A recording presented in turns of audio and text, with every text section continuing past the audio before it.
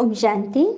आज प्यारे मीठे बाबा की मुरली मंथन की डेट है 22 सितंबर 2020। तो कल बाबा ने क्या बोला था? 21 तारीख की वाणी में बाबा ने बोला था कि अपने क्रोध पर विजय प्राप्त करो, गुस्सा नहीं करना है, इससे और ही पाप कर्म जमा होगा। अपना रजिस्टर ठीक करो, माया गफलत कराती है, उससे अपने और विकर्म जमा न करो। अव्यक्त रूप की साधना से एकाग्रता की शक्ति बढ़ाओ।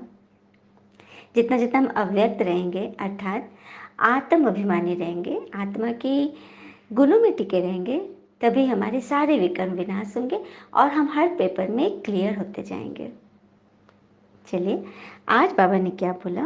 बाबा ने कहा, मीठे बच्चे, तुम्हारी प्रतिज्ञा है, जब तक हम पावन नहीं बने हैं तब तक पिता को याद करते रहेंगे, एक पिता को ही प्यार करेंगे। बाबा कह रहे कि तुम बच्चों ने प्रतिज्ञा करी थी कि जब तक हम पावन नहीं बनेंगे तब तक आपको याद करते रहेंगे। हम भक्ति में द्वापर से कितना पुकारते हैं ना भगवान को, हे भगवान आ जाओ, हे भगवान हमारे दुख करो, हे भगवान हमारे विघ्न दूर करो। तो भगवान आ गए और आकर हमसे प्रतिज्ञा ले रहे हैं कि मुझे याद करो, क्योंकि उनकी याद से ही हमारे जीवन में एकाग्रता आएगी। और किसी भी चीज़ में यदि हम एकाग्रता धारण करते हैं ना, तो सफलता के बहुत करीब हो जाते हैं। एकाग्रता अर्थात एक ही संकल्प में स्थित हो जाना। जैसे एकाग्रता सुई में धागा पिरोने में व अर्जुन की तरह धनुर्धर भरने में, दोनों में काम आती है। हाँ, सुई में धागा भी जब पिरोंगे तो दृष्टि इधर उधर करके क्या पिरो लेंगे? नहीं, बिल्कुल एकाग्रता चाहिए। जैसे किसी बहते जल की सफाई के लिए साफ करना है तो उसे एक पात्र में एकत्र करो। मतलब एक साफ जल चाहिए, नदी बह रही है तो क्या करें, उस जल को एक पात्र में कलेक्ट करेंगे। थोड़ी देर में हम देखेंगे कि वो स्वच्छ, स्पष्ट, वो क्लियर दिखाई देगा। कैसे पता चलेगा क्लियर? उसमें एक सिक्का डाल के देख लो, सबने ये अनुभव किया होगा। हाँ, एक सिक्का डाल के देख लो, वो सिक्का अंदर से कैसा दिखता है? एकदम बड़ा, एकदम सारे लेटर्स उसके एकदम क्लियर विजिबल होंगे, एकदम बड़े दिखते हैं। तो समझ में आ गया कि जितना जितना हम कूल हो जाएंगे, एकाग्र हो जाएंगे, ठंडे हो जाएंगे, शीतल हो जाएंगे, उतने ही स्पष्ट और विशाल बन जाएंगे। तो मन बुद्धि हमारी क्लियर हो जाएगी। हम अपने पवित्र विचारों को अपने मन के पात्र में भरेंगे, हाँ, जिससे हमारा मन का घड़ा एकदम साफ हो जाएगा। और उस सच्चाई सफाई में हम परमात्मा को देख सकेंगे। जैसे चांदनी रात में नदी बिल्कुल शीतल है, सरोवर शीतल है, तो चांद कितना सुंदर दिखता है इससे, है ना? जैसे लगता है कि अभी जाके पकड़ लो नीचे से ही। तो बस वही बात है, मन बुद्धि जो एकदम क्लियर हो जाएगी तो परमात्मा की किरणें, परमात्मा की कृपा आपको इजीली विजिबल होगी। हाँ, और फिर हम स्पष्ट रूप से उन्हें देख पाएंगे, उनकी शक्तियों को अपने में भरेंगे। और संगठन के बीच में रहते भी एकाग्रता का अनुभव कर सकते हैं। कई आत्मा कहते हैं कि एकाग्रता एकदम शांति चाहिए, एकदम एकांत चाहिए तभी होगी। नहीं, क्योंकि व्यक्ति अपने मन के संकल्पों को नहीं चेक करता। मन में अंदर तो कितने संकल्पों की भीड़ है, उस पर हमारा ध्यान नहीं रहता। बस बाहर की भीड़ को देखकर हम हलचल में आ जाते, अरे इतनी भीड़ है, इतनी हलचल है, इतने केओस है, इतने सारे लोग हैं, यहाँ पर हम कैसे एकाग्र हो सकते हैं? तो एकांत के लिए कोई घर बार त्यागना या जंगल या शांति का स्थान नहीं चाहिए, बल्कि आंतरिक शांति, अंदर जो भीड़ पड़ी भरी पड़ी है संकल्पों की, उसे चेक करो। उसे चेक करने के लिए तो बाबा हमें ये ज्ञान श्रीमत दे रहे हैं कि मुझे याद करो। आगे बात समझ में? प्रश्न, सियाने बच्चे समय को देखते हुए कौन सा पुरुषार्थ करेंगे? उत्तर, अंत में जब शरीर छूटे तो बस एक बाबा की ही याद रहे और कुछ भी याद ना आए। ऐसा पुरुषार्थ सियाने बच्चे अभी से करते रहते हैं, क्योंकि कर्मातीत बनकर जाना है। इसके लिए इस पुरानी खाल से ममत्व निकालते जाओ। बस हम जा रहे हैं बाबा के पास। पुरानी खाल अर्थात पुराने स्वभाव संस्कार। जैसे सर्प को जो नया केचुल उसको धारण करना होता है, तो पुराने से उसका बुद्धियोग उठ जाता है, उड़ जाता है। तो हमें भी नया दैवी चौला मिलने वाला है, हाँ, देवी देवता बनने वाले। तो क्या पुराने आसुरी अवगुण से अभी भी नाता रखेंगे? दो नाव पे पैर रख के कभी कोई आगे बढ़ सका है? हुँ? कुछ भी नहीं होगा, और ही खींचातानी में सब नष्ट हो जाएगा। तो बस परमात्मा जो कह रहे हैं उनकी बात समझो, वो क्या कह रहे हैं, क्यों कह रहे हैं। कोई यहाँ विश्वास वाली बात नहीं है कि आप पे विश्वास नहीं है, हम तो अच्छा ही करते हैं, सब कुछ करते हैं। आप वाणी और कर्म से अच्छा करते हो, मन से अच्छा नहीं करते। अच्छा नहीं करते इन सेंस, मन में क्यों, क्या, कैसे, ऐसे वैसे तो रहते ही हैं। तो उनसे ऊपर उठना है ना। यही तो है पुराने खाल से पीछा छुड़ाना। ये पुराना खाल है, क्यों, क्या, कैसे, कितना भी समझाओ ये तो करते ही नहीं है। हाँ, क्वेश्चन पे क्वेश्चन, इससे ऊपर उठना है। हमेशा ये सोचो कि अब तो हम घर चलने की तैयारी कर रहे हैं, तो सब कुछ समेटना है ना हमें। गीते, न वो हमसे जुदा होंगे न हम उनसे। परमात्मा जब से आ गए हैं तो क्या बाबा से हम जुदा हो सकते हैं? हुँ? क्योंकि भगवान हमारे नस नस में बस गए, क्योंकि ये ज्ञान ही हमें जीवन दान दे रही है। सभी बच्चों के अपने अनुभव है, कल भी था ना, कि कोई चीज़ हम खाते हैं पीते हैं उसके टेस्ट भूल सकते हैं, लेकिन अनुभव को नहीं भूल सकते। अनुभव वो चीज़ है, वो रस है जो हमें सदैव याद रहता है ना। ओम शांति। फिर बाबा ने आगे बोला कि बहुत थोड़े बच्चे हैं जो हर एक बात का रिस्पॉन्ड पूरी रीति कर सकते हैं। तकदीर में ऊंचे पद नहीं तो टीचर भी क्या करेंगे? सही बात है, क्लास में टीचर पढ़ा रहे हैं और बच्चे पीछे बैठ के गप्पे मारे, ऊँघे, हाँ, कुछ और कर्म करते रहे, व्यर्थ की बातें करते रहे, तो टीचर क्या करेंगे? हुँ? ऐसे तो नहीं जो आशीर्वाद से ऊंच बनाते। मतलब टीचर ने यदि आशीर्वाद देते, चल सर पे हाथ भी रख दिया, तो क्या उसे नंबर आ जाएंगे बिगड़ पड़े? तो बस यहाँ वही बोल रहे हैं, अपने को देखना है कि हम कैसी सर्विस करते हैं। और सर्विस करने के लिए कभी भी यह नहीं सोचना है कि हम तो घर में बैठे हैं, हम तो बाहर नहीं जा सकते, हम कैसे सर्विस करें। अरे मन है ना आपके पास, मन से सेवा तो कर सकते हो ना घर बैठे। अब ये देखो, ये मंथन की सेवा हो रही, अभी लॉकडाउन चल रहा है, स्कूल कॉलेज सब बंद है, तो क्या घर से सेवा नहीं हो रही है? और ये सेवा तो देश विदेश तक जा रही है। हुँ? तो बस युक्ति चाहिए, कुछ ऐसा करके दिखाओ ना बाबा के पास कि वो आपको इतना बड़ा प्लेटफॉर्म दे दे। तो उसके लिए कुछ देना पड़ेगा ना पहले।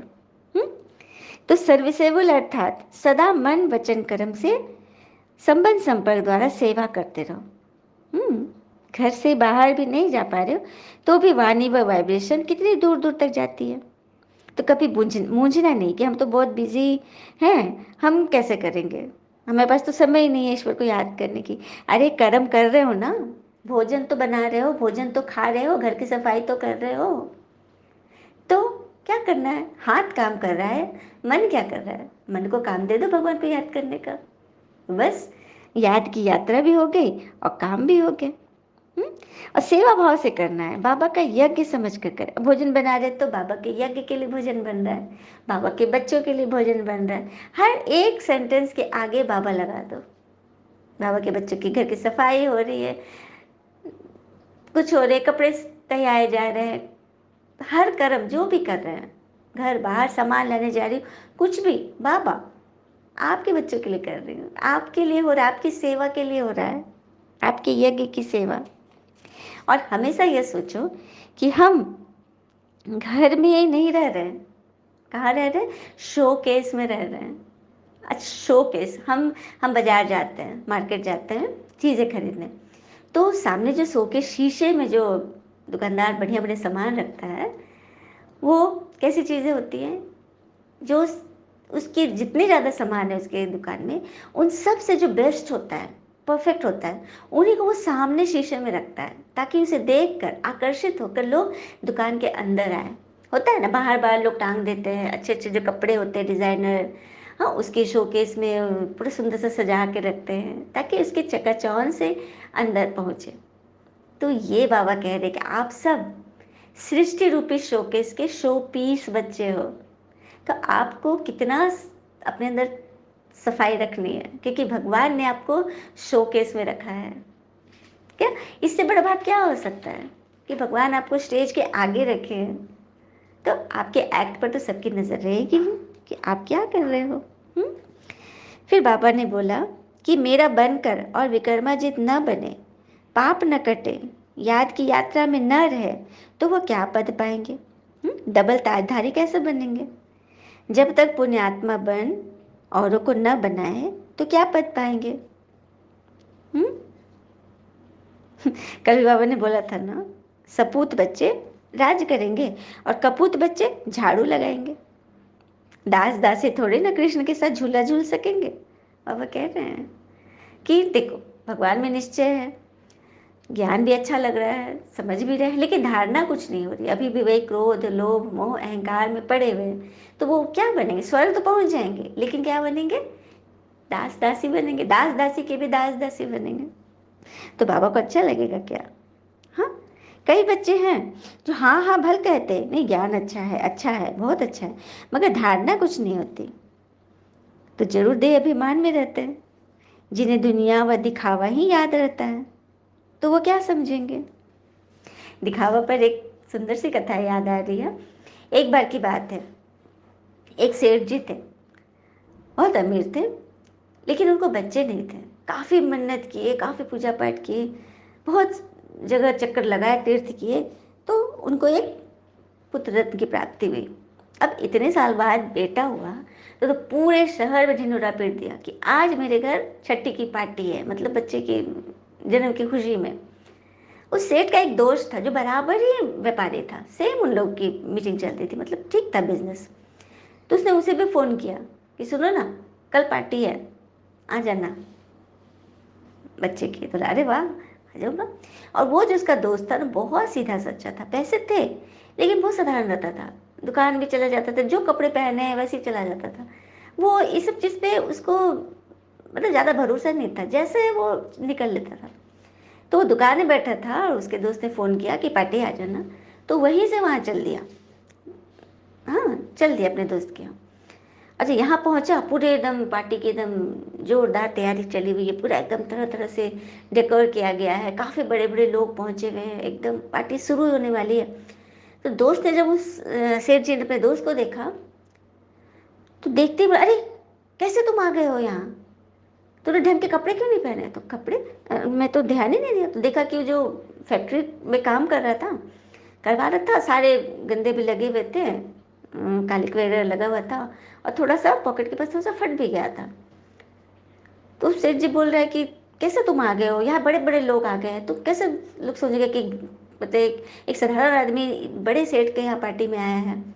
हाँ, जाओ। तो फिर बोला कि तब फिर मैं क्या करूँ। तो कुछ नहीं यार, कपड़े बदल के आ जाओ ना। तो सेठ उसके दोस्त ने बोला ठीक है, और वो चला गया। और फिर वो कपड़े बदल के आया और एकदम रेशमी बंडी पहन लिया, शॉल, मतलब अच्छा से अंगुल मतलब ये दुपट्टा भी डाल लिया, स्टोल बढ़िया कीमती, और आ गया पार्टी में। तो जब सब लोग खाने बैठे, तो ये क्या किया, खीर की कटोरी थी वो सुंदर, उसमें उन्होंने अपना दुपट्टा डाल रहा है, मतलब उसके अंदर घुसा रहा है ऐसे। सब अगल बगल के लोग देख रहे हैं, वो उसका फ्रेंड भी देखा कि क्या कर रहा है। फिर सोचा कि शायद गलती से गिर गया होगा। फिर देखा कि दाल की कटोरी में वो अपना जो रेशमी बंडी था उसको डाल रहा है, अंदर डाले जा रहा है। तो उसके दोस्त से रहा नहीं गया, वो आके बोला क्या कर रहे हो यार, क्या कर रहे हो, सब लोग देख रहे हैं। तो क्यों, क्या मैं गलत कर रहा हूँ क्या। तो अरे तुम खा नहीं रहे हो, तुम अपने कपड़े को खिला रहे हो।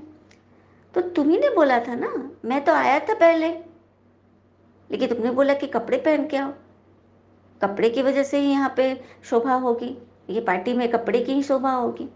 तो जब कपड़े का इतना मान है तो फिर भोजन भी कपड़ा ही खाए, क्योंकि उसी के कारण मुझे पार्टी में आने मिला। यह बात सुनकर उसके दोस्त शर्म से पानी पानी हो गया, और उसको ये बात अच्छी रीति समझ में आ गई कि आदमी की अहमियत उसके व्यक्तित्व से होती है, वस्त्र से नहीं, है ना। तो वही बात है कि कुछ लोग दिखावा पे ज़्यादा भरोसा करते हैं, हाँ, तो वे तो इस ज्ञान को समझेंगे ही नहीं, क्योंकि यहाँ पे तो सीधा सच्चा रहना पड़ता है ना। और कहते हुए जो बच्चे भोगी जीवन जीना चाहते हैं वह योगी नहीं बन सकते, उन्हें तो सदैव भोग ही याद आएगा, ये खाऊं, ये पहनूं, ये करूं, वो करूं, है ना। फिर आगे बोल रहे बाबा, कभी भी क्रिमिनल आई नहीं होनी चाहिए। इसी में मेहनत है, क्योंकि आंखें ही सबसे पहले शो करती है। अच्छा, कोई भी विकार, काम, क्रोध, लोभ, मोह, अहंकार, ईर्ष्या, आलस्य, सबसे पहले शो कौन करती है? कौन सी कर्मेंद्रिय? क्या हाथ पैर बताते हैं, मुख बताते हैं? नहीं, आंखें। बिगर कहे भी आंखों से सब कुछ दिखाई दे देता है, तो उसी पर तो वर्क करना है, हाँ। तो बहादुरी चाहिए इसमें। कोई चोर घुस आता है तो उसे डंडा मार भगाते हो ना, डरपोक थोड़ी ना बनते हो। तो उस समय जब तुम्हारी आंखों की रंगत बदलने लगे, किसी पर क्रोध आने लगा, तुम्हारी आंखों की दृष्टि बदल रही है, तो फौरन व्यर्थ बात से उसको रवाना कर दो, झट से। औरों को भी यह बात समझाओ, ये नितांत आवश्यक है। बाबा कह रहे खुद भी समझो और औरों को भी समझाओ, सबसे ज़रूरी है। और कहते भी हैं ना कि जीवन का कोई भी संघर्ष प्रेम से भी जीता जा सकता है और क्रोध से भी। हम प्रेम से भी जीत सकते हैं, अपनी बात मना सकते हो, क्रोध से भी, लेकिन प्रेम से मिलने वाली जीत स्थायी होती है और क्रोध से मिलने वाली जीत एक नए संघर्ष से पहले का छोटा सा विराम है। हम अभी ताकतवर हैं, हम ताकत के बल पे काम करा लेते हैं। जिसको क्रोध कर रहे, जिस पर, जिसको तंग करे, इसको दुख दे, वो अभी कमजोर है, लेकिन उसके मन में एक संघर्ष पैदा हो, और जब वह शक्तिशाली बनेगा तो फिर वो रिवर्स लेगा ना उससे। तो इसीलिए प्रेम से हर काम करो, प्रेम में अपार शक्ति है। अच्छा, मीठे मीठे बच्चों प्रति भगवान की नमस्ते, हम बच्चों की भी प्यारे शिव पिता को नमस्ते। और बाबा दिल से सभी आत्माओं की तरफ से आपको वेरी वेरी गुड मॉर्निंग। धारणा के लिए मुख्य सार है, पहली पॉइंट, सदा याद रहे सर्वशक्तिवान पिता हमारे साथ है। इस स्मृति से शक्ति प्रवेश करेगी, विकर्म भस्म होंगे।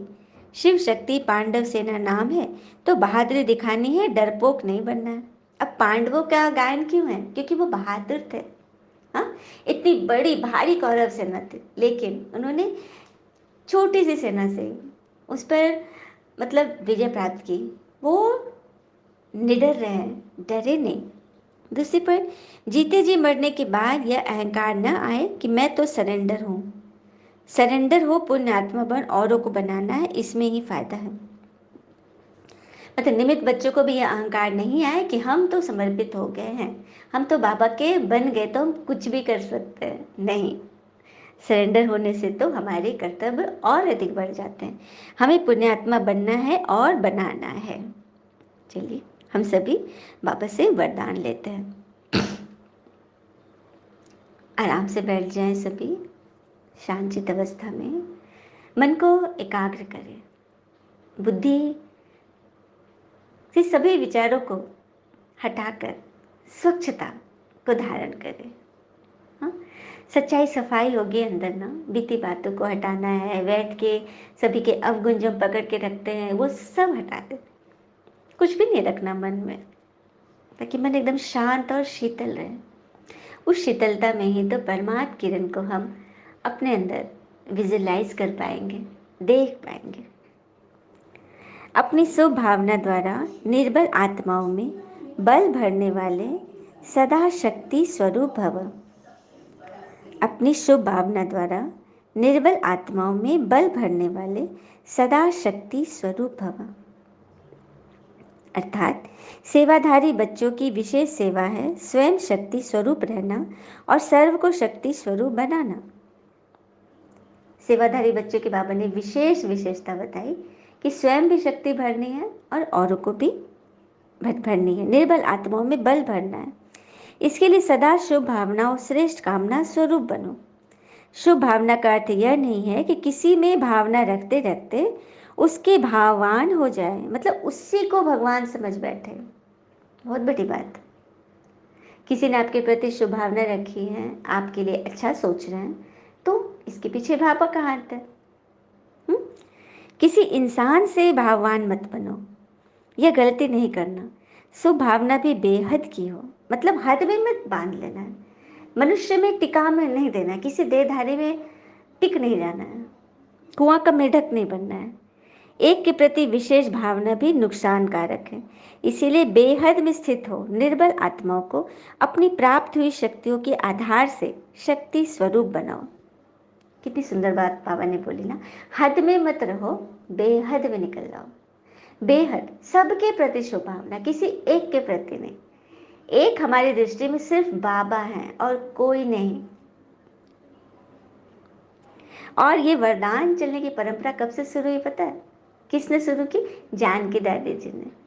हाँ, उन्होंने कहा कि कुछ न कुछ किसी को भी देना है, तो मुरली पढ़ रहे हैं हम, अब बाबा कितनी सारी बातें बाबा सिखाते हैं, उसमें से जो श्रेष्ठ बोल है उसको वरदान के रूप में मुरली में डालना चाहिए, ताकि बच्चे कम से कम वरदान को तो याद रखें कि बाबा ने हमें आज क्या वरदान दिया है। इसके लिए दादी जानकी जी का बहुत बहुत दिल से शुक्रिया। स्लोगन: अलंकार ब्राह्मण जीवन का श्रृंगार है, इसीलिए अलंकारी बनो, देह अहंकारी नहीं। अलंकार, देवियों के अलंकार होते हैं ना, आभूषण से सजे हैं। तो ब्राह्मण जीवन का आभूषण क्या है? सत्यता, निर्भयता, निर्मलता, हाँ, हर्षित मुक्ता, पवित्रता, परोपकारिता, यह सब ब्राह्मण जीवन के अलंकार हैं, श्रृंगार है। इनसे सजो, दे अभिमान से मत सजो कि मेरे अंदर बड़ी कंसिस्टेंस है, फलाने ने मुझे क्यों बोला, कैसे बोला। मैं और मेरापन को हटाना ही ब्राह्मण जीवन की सबसे बड़ी विशेषता है। अच्छा, ओम शांति। शुक्र है मीठे बाबा, वो बाबा के प्यारे प्यारे बच्चे। थैंक यू बाबा। All is well always. Om Shanti.